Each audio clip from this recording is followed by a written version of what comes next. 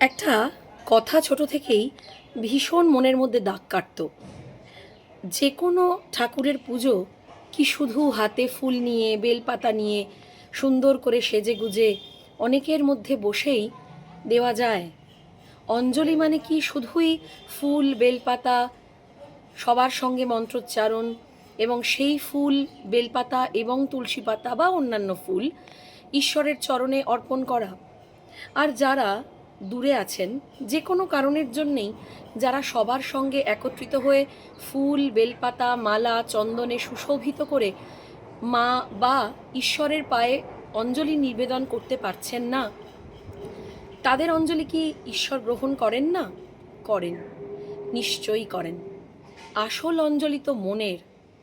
যতক্ষণ মন শান্ত না হচ্ছে, যতক্ষণ মন সুন্দর না হচ্ছে, যতক্ষণ অভ্যন্তর সূচি না হচ্ছে, যে কারণে ঈশ্বর মন্ত্রে বলা হয় অভ্যন্তর সূচি, অর্থাৎ ভেতর যতক্ষণ না শুদ্ধ পবিত্র শান্ত এবং সুন্দর হচ্ছে, ঈশ্বরের অঞ্জলি ঈশ্বরের কৃপা পরিপূর্ণ আসে না, পরিপূর্ণ হয় না।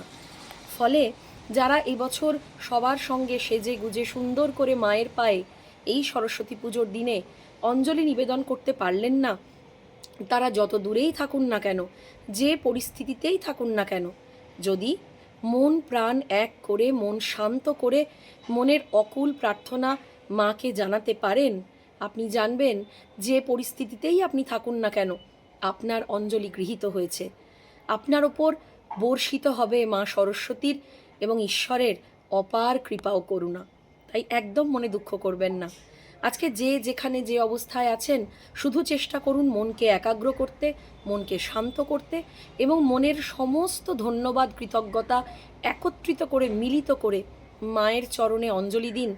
আপনার কৃতজ্ঞতা, আপনার ভালোবাসা এবং আপনার অকুণ্ঠ মনোযোগ। খুব ভালো থাকুন। সবাইকে very very very happy Saraswati পুজো। সবাইকে শুভ সরস্বতী পুজো।